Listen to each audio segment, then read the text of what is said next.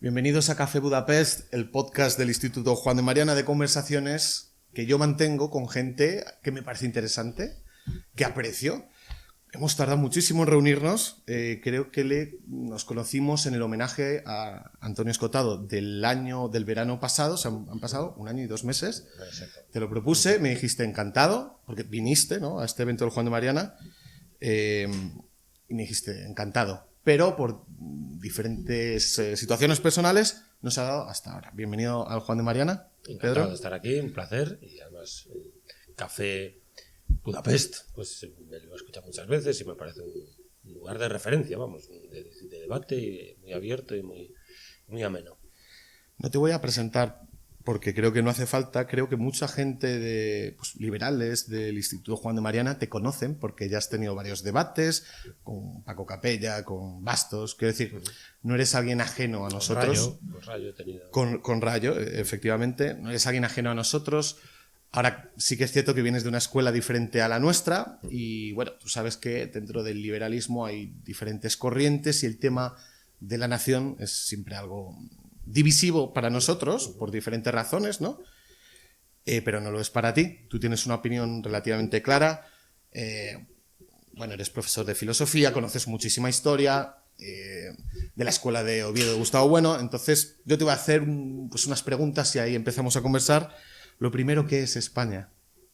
Bueno, pues España en principio, así desde el punto de vista canónico, y por homologar al resto de naciones, pues es una nación, entre otras, una nación política, entre otras, es decir, que está dotada de soberanía, del atributo de la soberanía, desde la definición que hizo Bodino, etcétera, pues es el poder político, es decir, España es una unidad soberana que tiene capacidad, dentro de un ámbito territorial de 504.000 kilómetros cuadrados, peninsulares y con las islas anexas y las plazas de soberanía del norte de África, pues capacidad para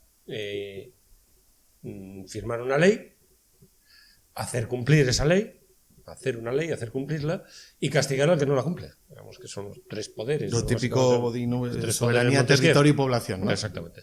Entonces, bueno, dicho por parte de Benedict Anderson, que me parece una distinción muy aguda, la de Benedict Anderson en este caso, pues España tiene pues una población, un censo, habla de las 3 instituciones nacionales Benedict Anderson, ¿no? Un censo, tiene un mapa, es decir, un territorio, y tiene un museo, es decir, una historia, como nación política.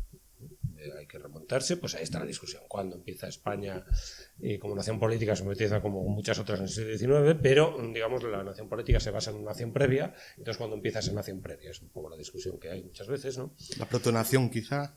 Sí, bueno, una nación histórica que llama Bueno, etcétera, ¿no? Entonces,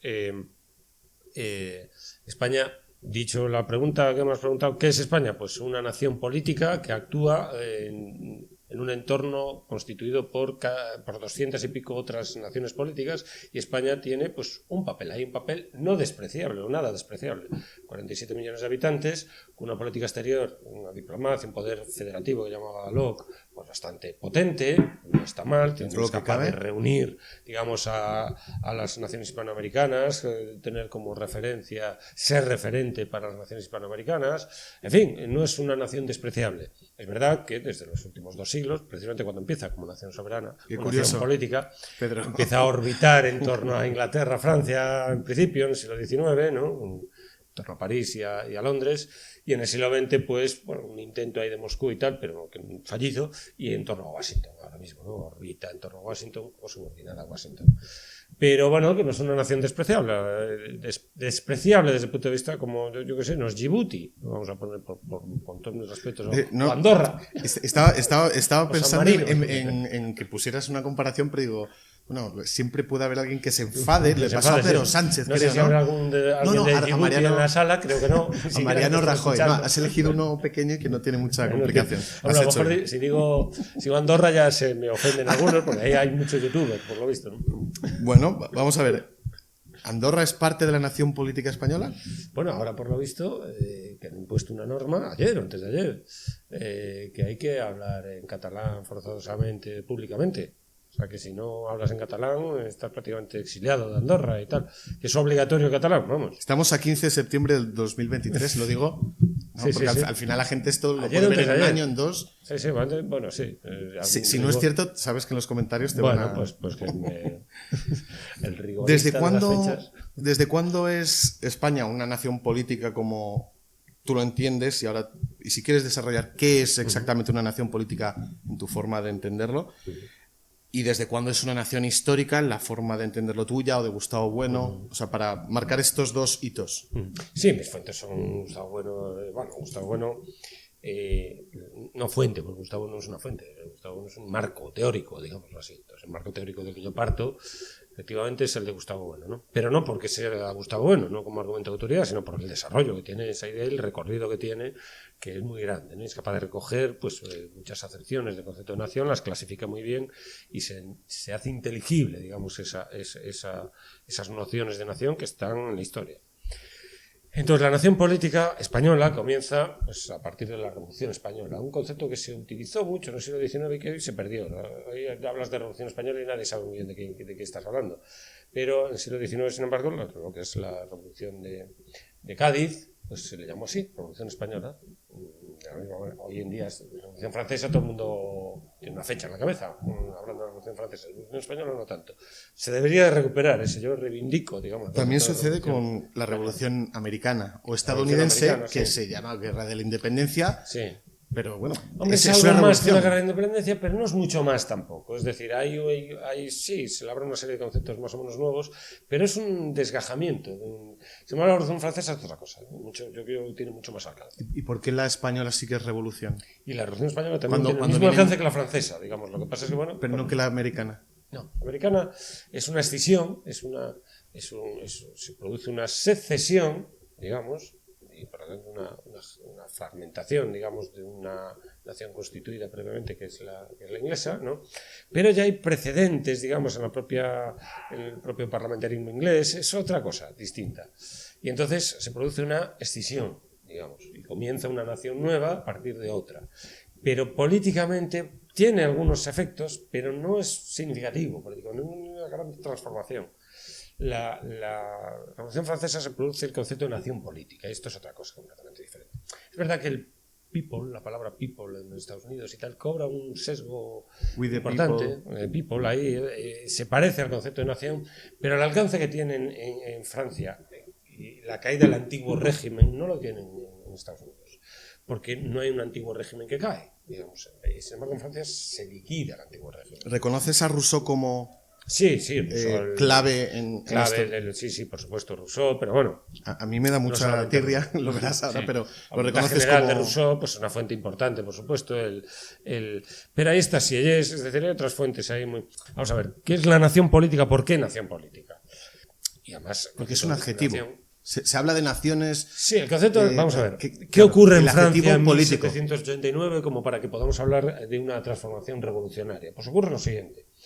Digamos, desde el punto de vista histórico, el rey, Francia es un reino, como España era un reino, y el rey y su camarilla, la monarquía, es el que lleva el peso del poder político. El poder civil es el poder del rey. Y el rey, ¿desde dónde? ¿Desde cuándo? Esto es un poco lo discutible. Pero bueno, en el caso de España, por ejemplo, pues claramente desde la Reconquista, en el caso de Francia prácticamente también lo mismo, el desarrollo de los capetos, etc.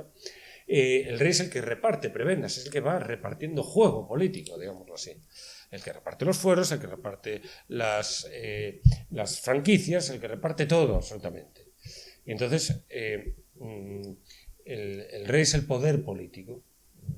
Entonces, reparte el territorio, reparte digamos, las prebendas, por ejemplo, los donadíos durante la Reconquista, el territorio, literalmente, no solamente a los nobles, que dependen del poder real, sino pues a los menudos, también llamados. Es decir, este territorio lo explota esta familia por la panadería ganada durante la Reconquista. Por ejemplo, todos los repartimientos de Sevilla, de Córdoba, todo esto, ahí se ve claramente, ya desde antes, pero ahí se ve claramente el poder real. El poder real que no es, el concepto de monarquía también es muy ideológico, no es uno que gobierna, es uno y el entorno real, todo lo que es la camarilla, la corte, ¿no? Que pues ordena, por ejemplo, incluso la Iglesia la hacen los reyes en buena medida, es decir, desde ya el propio Pelayo, quien sostiene el obispado, quien inventa el obispado de Oviedo, de tal, son los reyes, de Alfonso II, Arcasto, quien inventa Oviedo, y el obispado de Oviedo, etc., ¿no? Entonces, todo esto lo hacen los reyes. Entonces, lo que pasa es que un rey medieval, cuando se constituye su señorío, que es el realengo, pues tiene dominio sobre el realengo y muchas veces, como no puede dominarlo todo, porque las comunicaciones, las tecnologías son distintas, pues los aristócratas, los grandes aristócratas, la gran nobleza, por ejemplo, pues va ordenando su territorio, el rey no puede ahí ordenar. ¿Estás hablando feudos o delegación? Pero los feudos son concesiones reales, en principio. Pues lo que pasa es que, claro, la distancia territorial, el poder político fuerte en la Edad Media es el poder local. Entonces, cuando el rey se aleja, porque se va extendiendo y tal, se aleja, pues el poder local se hace fuerte. El poder local son los nobles. Entonces, muchas veces se rebelan contra los reyes. Se produce un primus inter pares, tiene que negociar con la nobleza se le levanta a Alfonso X, la nobleza le hace, pero varias veces la vida imposible, hasta el punto que le destronan, ya aliándose con su propio hijo, Sancho IV. O sea, pero es el poder real, sigue siendo el poder real. La cuestión es que ese poder, ya cuando se establecen, pues a partir de 1492 y las grandes empresas oceánicas y tal y cual, el poder real adquiere mucho poder y entonces se produce el absolutismo, digamos. ¿Trazas las raíces del absolutismo en 1492? Sí, a partir de las grandes empresas oceánicas. A partir de ahí, digamos, los grandes mercados y tal, estos son los reyes, los que tienen alcance como para... Es extraño para mí, sabiendo que eran en general empresas privadas.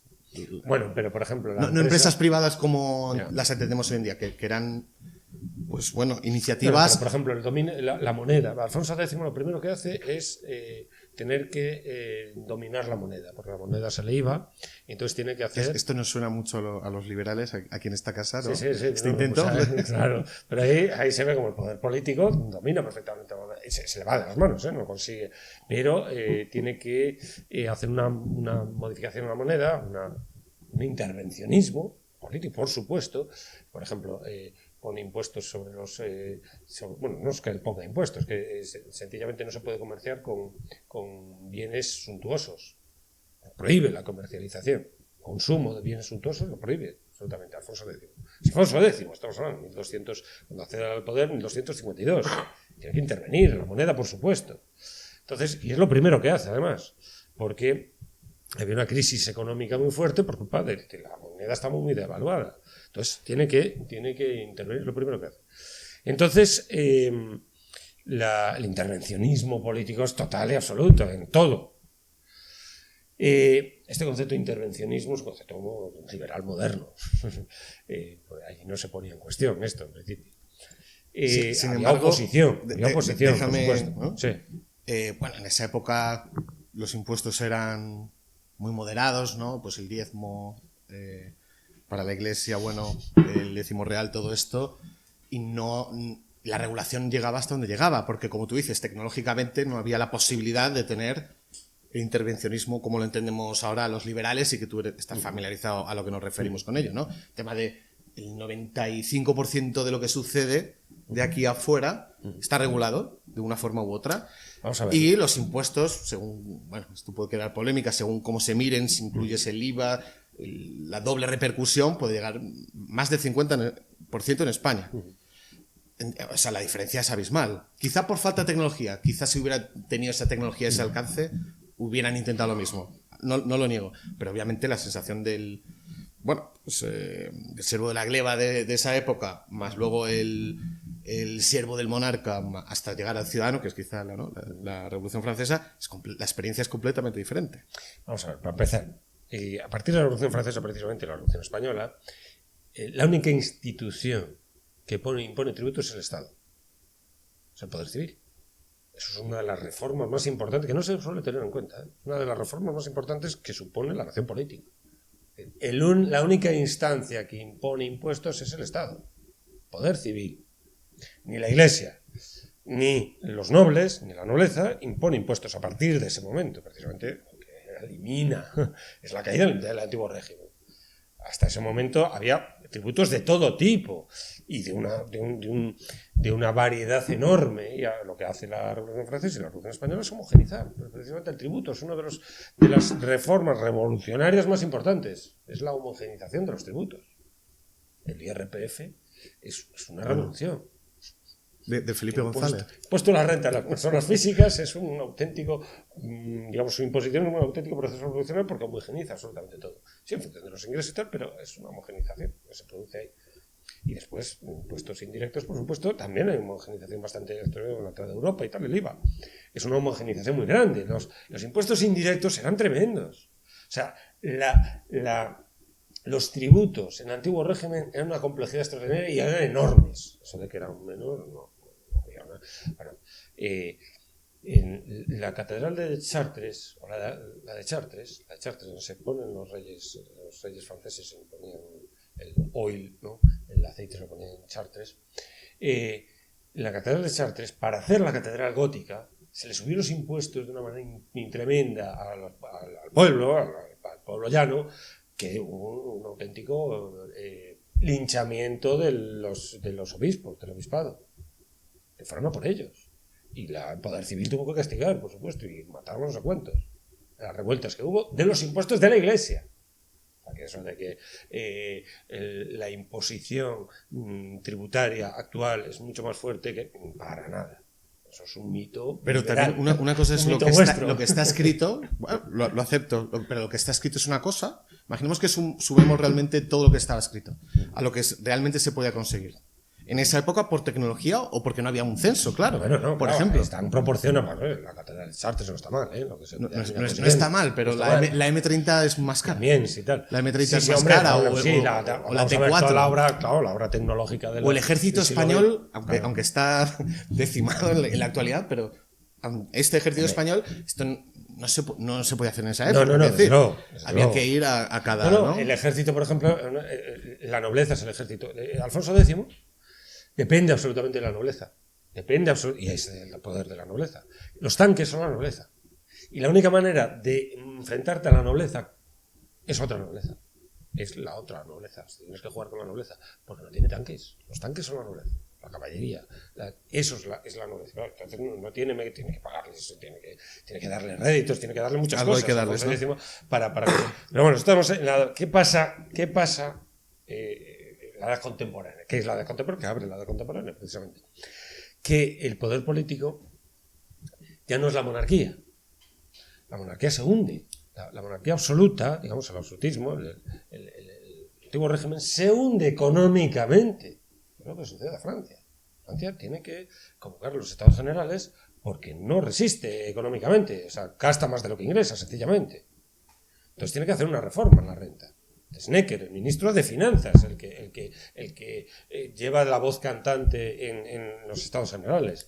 Los Estados Generales, ¿qué hace el rey? Luis XVI, convocarlos, más o menos extraordinariamente, que hacía siglo y pico que no se convocaban, más o menos, bueno, para los rigores 1715, la última vez que se había convocado, no sé cuándo, no, eso no son siglos, son 80 años. Pues ya vas a tener los comentarios. 715 creo, la última vez que los había convocado Luis XIV, precisamente. Entonces, algo así, 1789 es la siguiente vez que se convocan. Entonces, se convocan en mayo de 1789. Ahora voy a dar fechas. Vale. Mayo de 1789 se convocan. Se convocan los estados generales, se debate si por estamento se vota o se vota por cabeza. en principio la nobleza y el clero, el primer estado, el clero y la nobleza, quieren votar por estamento. Pero al rey no le interesa votar por estamento, porque él quiere cobrar más impuestos y sacarlos de la nobleza, precisamente. Entonces el rey dobla el número de representantes del tercer estado y es partidario que se vote por cabeza, y al doblar el número de representantes del tercer estado hay un empate, y entonces tiene posibilidades de salir otra cosa distinta de la que quería la nobleza, que era no pagar impuestos. Y entonces, pero la nobleza y el clero se reúnen por su cuenta y dejan al tercer estado solo. El tercer estado espera, no procede, los otros van tomando sus decisiones por su cuenta. Entonces el tercer estado dice, mira, nosotros no somos el tercer estado ya, nosotros somos la nación entera. Si queréis el resto de estamentos venir aquí, bienvenidos seáis. Y vienen los primeros revolucionarios, por así decirlo. ¿no? Son tres curas, vamos a llamarlos así genéricamente, 3 curas. Son los primeros revolucionarios que acuden a la llamada del tercer estado, que ya no es tercer estado, que es la nación. Entonces el rey se inventa ahí, porque esto ya está en una revolución, el proceso revolucionario intenta frenar, y entonces dice, bueno, intenta separar esa asamblea, entonces se disuelve, intenta disolverla, se inventa unas obras en la sala de pequeños placeres que se habían reunido en Versalles. Entonces se va al tercer estado, se mete en la sala del juego de la pelota y hacen el juramento, el juego de la pelota famoso, juran no separarse hasta no hacer una nueva constitución. Lo intentan separar, y el 23 de junio de 1789, 23 de junio de 1789, Bailly, el ejército, el rey intenta separar aquello con el ejército, y entonces Bailly dice lo siguiente, dice, la nación aquí reunida no recibe órdenes. La nación, el sujeto soberano ahora es la nación, no es el rey. Y eso triunfa, porque si hubiera dicho esto y el rey hubiera metido las tropas y suelve la asamblea, a tomar por saco, no pasa nada. Pero no, esas palabras pesan, y es la nación frente al rey. Entonces la nación desplaza al rey como poder soberano, como representante. Un concepto lo más metafísico en la nación, pero también no es de la monarquía. Sí, bueno, pero había gente trabajando o sea, claro, no se le ocurre. No es un concepto ex nihilo que sale de la nada, no. La nación aquí reunida no recibe órdenes. La nación pasa a ser y esa asamblea es una asamblea nacional y son unos representantes de la nación. La camarilla que envolvía al rey ahora es la Cámara de Representantes. Entonces empieza a operar el concepto de representación con todas sus dificultades, y la nación empieza a ser el sujeto soberano, sujeto que representativo de la soberanía, del poder político lo tiene la nación. Y el rey va a tener un papel que le va a dar la Cámara de Representantes. Entonces juran no separarse hasta hacer una nueva constitución, y la hacen, la de 1721, que es una constitución monárquica, no republicana. El rey tiene un papel, pero ya subordinado al que le da la Cámara de Representantes de la nación, y es la nación que lo ordena. Y esto funciona. Esto se extiende por todo, y esto es la historia contemporánea. ¿Llega a España o tú ves llega a España de una forma un tanto paradójica? Porque llega a España contra Francia, porque este concepto de nación la extiende Napoleón. Pero aquí en España, curiosamente, la guerra que hace Napoleón es una guerra un tanto extraña, porque y todo el mundo extrañó, pues esto, el Tratado de Fontainebleau, no voy a entrar en detalles, el Tratado de Fontainebleau, en 1807 se firma el Tratado de Fontainebleau, se reparte en Portugal, porque el bloqueo continental pues no respeta a Portugal, entonces Francia entra, pero Francia de repente pues entra como país amigo, después de los 3 tratados de familia, del siglo XVIII. La gran traición, ¿no? Ahí... Claro, entonces se produce pues un castigo a Madrid, a 1808, el 2 de mayo, y entonces pues, la población española se rebela contra el invasor francés. De repente se convierte de ser un ejército amigo, se convierte en un ejército invasor. Y se rebela con sus propias armas. Y se rebela. Que es lo curioso, ¿no? Claro, entonces, claro, al menos no en está ese la momento. familia real, no está. La familia real, la cabeza de la monarquía española, España no estaba en crisis económica, esto es distinto a Francia. Si uno hace caso a los análisis que hace nada menos que Humboldt de la situación de la economía, por ejemplo, de la Nueva España y tal, España no estaba en crisis económica, estaba bastante pletórica, que no es igual. Lo que estaba en crisis era la cabeza de España, la monarquía, que el hijo le había dado al padre 2 golpes de estado. O sea, Fernando le había dado a Carlos IV 2 golpes de Estado. Del Escorial, la revuelta del Escorial y el motín de la Juez. Y entonces, claro...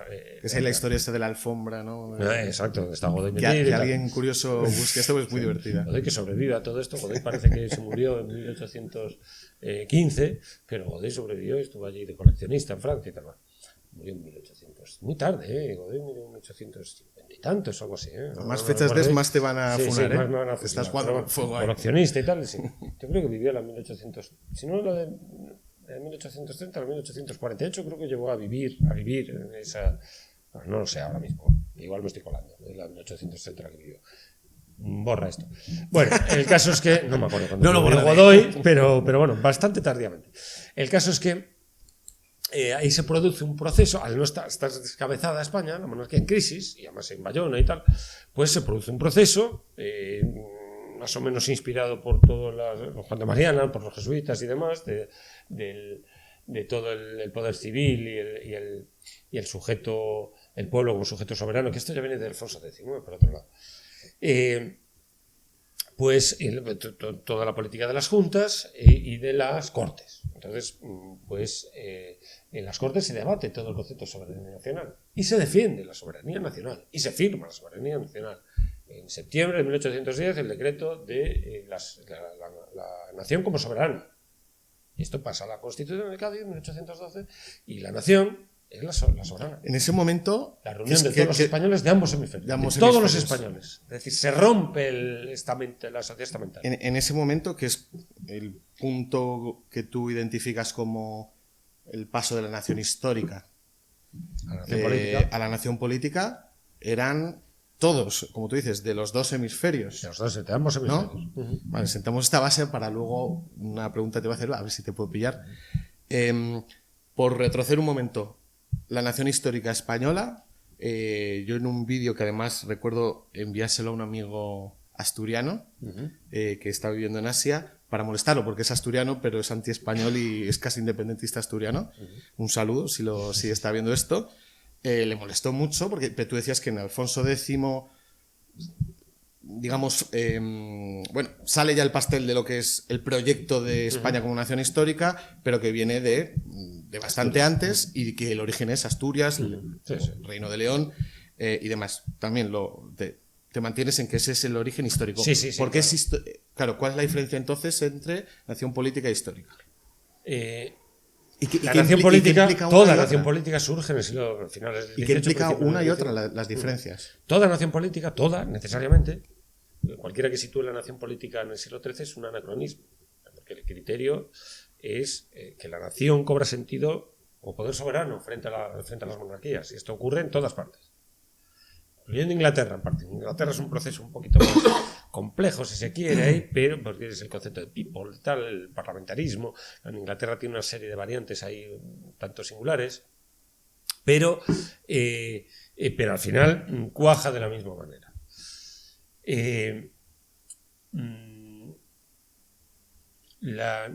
Pero la nación política no es la nación étnica e histórica.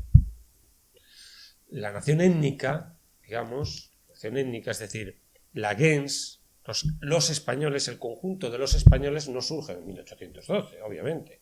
Los españoles son un sujeto previo. ¿Pero de qué tipo? No político. No está dotado de soberanía los españoles. Ese conjunto de los españoles, esa gens, esa natio, esa nación, ¿cuándo surge? Igual que los alemanes no surgen en 1870. Los alemanes estaban previamente. Los italianos no surgen en 1870.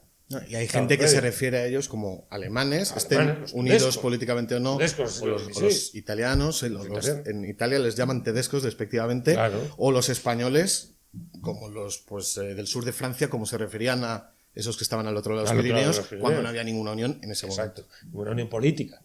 Pero se referían, los otros se referían a ellos como los españoles, ¿no? Que es la primera vez que en vez de hispanos se utiliza esa forma de españoles, ¿no? Y esa unidad, ese conjunto, esa comunidad gentilicia, el gentilicio surge, el gentilicio español, el gentilicio español, nuestro gentilicio español surge en el siglo XIII, XII, a lo sumo la pesa lo echa hasta el siglo XII como mucho, pero no hay más para atrás.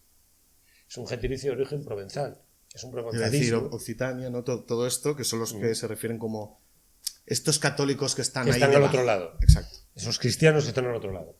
Porque antes se llamaban cristianos y tal. Bueno, esta tesis la asume Maraval, la asume Castro, por supuesto, que la menciona porque le conviene mucho, la asume Américo Castro, me refiero, la asume Márquez Villanueva, el discípulo de Castro, la asumen muchos, la Pesa, Alvar, incluso, Maraval, es decir, todos asumen esto, bueno, todos no, Sánchez Albornoz y tal, ya no. Pero es una tesis de Aedischer, un romanista suizo, que sostiene esta tesis, un artículo del año 1946, creo que es, el origen del gentilicio español. Entonces, claro, ahí el castellano español nos da una pista fuerte, la filología ahí da en favor de esto.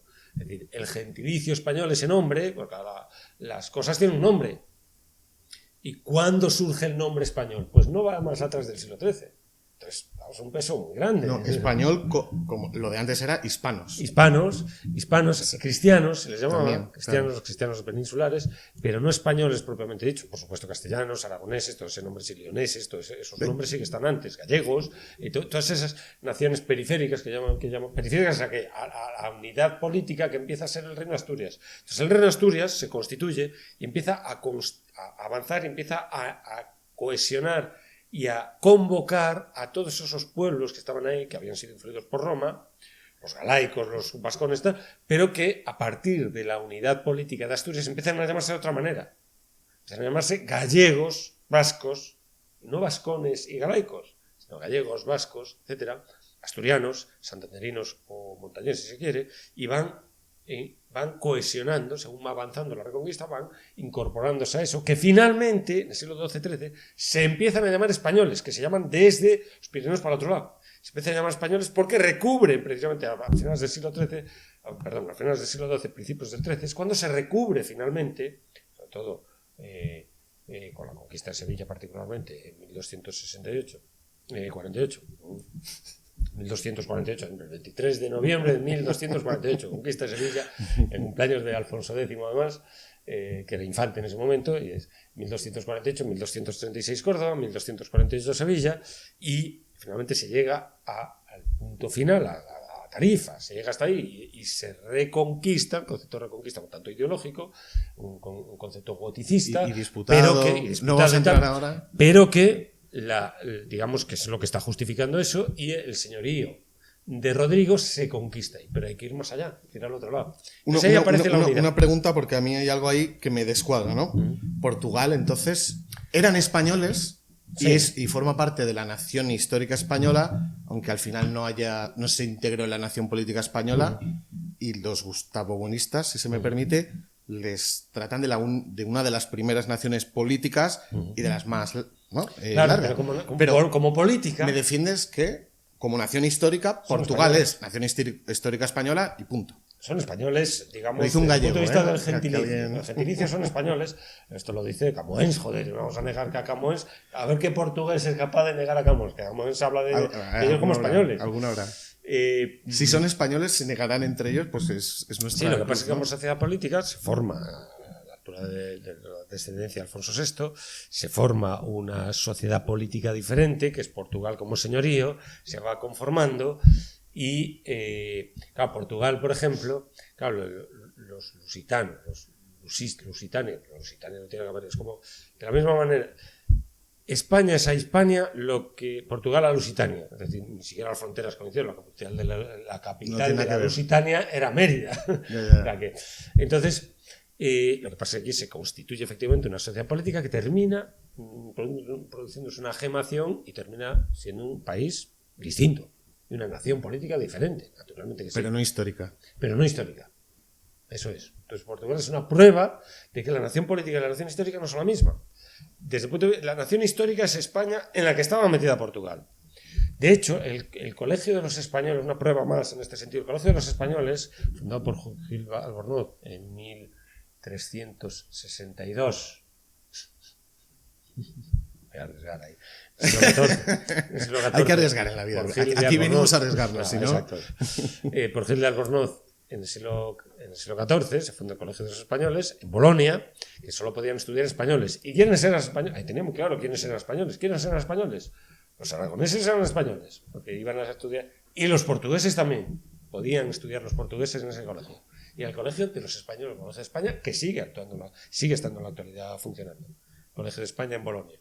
Y ahí podían portugueses meterse. O sea, que ellos lo tenían claro quiénes eran portugueses. Los portugueses. Don Dinís, que era nieto de Alfonso X, un rey portugués, ahí estaban muy mezclados, ¿no? Bueno, el caso es que los Algarbes, por ejemplo, fue conquistado por Alfonso X y cedido a Don Dinís. Bueno, la cuestión es que, y en cualquier caso, mientras que la nación política es un concepto claro y distinto, la nación étnica e histórica no es tan claro y distinto. Es decir, ahí es mucho más vago. Era como el siguiente escalón. Nación étnica, histórica o nación cultural, que es lo que hoy en día, ¿no?, se habla más de ello. Históricas son diferentes también, ¿no? Claro, es decir, la nación histórica hispana, o sea, por ejemplo, es que la política y la antropología no van acompasadas. Cuando aparece el concepto de nación política es una bomba etnológica, realmente. Cuando se mete el concepto de nación política en Imperio Austrohúngaro, claro, ahí hay muchas naciones. Y lo que hacen es ¿Sabes que Café Budapest se llama Café Budapest en honor al Imperio Austrohúngaro? Que particularmente siempre me ha gustado, me ha dado mucha curiosidad y lo he estudiado bastante. Y como dices, era una bomba de relojería a nivel étnico, cultural, como quieras, claro. Pero oye, funcionó por un tiempo bastante bien, ¿no?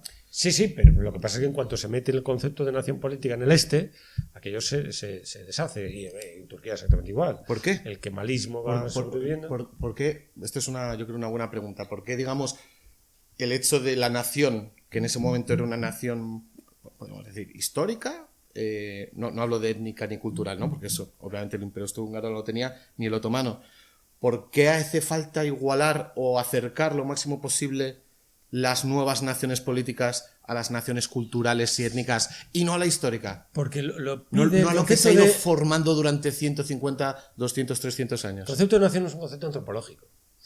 Y entonces, desde el punto de vista antropológico, el concepto de nación, que son unos grupos que tienen cierta cohesión, con idiomas diferentes y tal, las naciones, cuando aplicas el principio de las nacionalidades, que fue y lo tratas de ajustar con el de soberanía, con política, la política, no se ajusta bien, no se ajusta. ¿Por qué? De hecho, no se ajusta. Porque el concepto de nación es vago desde el punto de vista político. Es decir, por ejemplo, políticamente, flamencos, balones italianos, castellanos, aragoneses, estaban bajo el mismo poder político. Poder de Carlos V, por ejemplo. Pero cuando tú haces de la nación el sujeto soberano, entonces tienes problemas de ajuste, porque las naciones occidentales, precisamente por su cohesión interna mucho más sólida, no tienes tanto problema. Porque tras la caída del Imperio Romano, Occidente se cohesionó mucho más. España, unas fronteras que llevan desde el siglo XVI más o menos estables. Pero en el este entraban a los magiares, ¡pum!, y te rompían. Eso sin contar América. Sin contar América. Que me la estoy guardando esta carta para jugarla un poquito más tarde. No, por supuesto. Pero ahí la cohesión, pues a base de fuerza, por supuesto, consigue cohesionar aquello, más o menos España. Entonces, en Occidente son más estables por razones históricas. Los alemanes, incluso, son más estables como nación. Aunque tenían mucha gente de la nación, todo el este. Claro, todo el este, pues tienen problemas. Hay alemanes por todos lados. Claro, otra cosa es que luego tienen que cohesionarlos y tienen que meterlos y cuando se hace el concepto de... Claro, ahí quien provoca las divisiones, el divide et impera, es el papado, fundamentalmente. En Alemania e Italia, el problema, digamos, político, es un problema de fragmentación política. Porque a nivel antropológico los tienen bastante claro, que son la misma nación.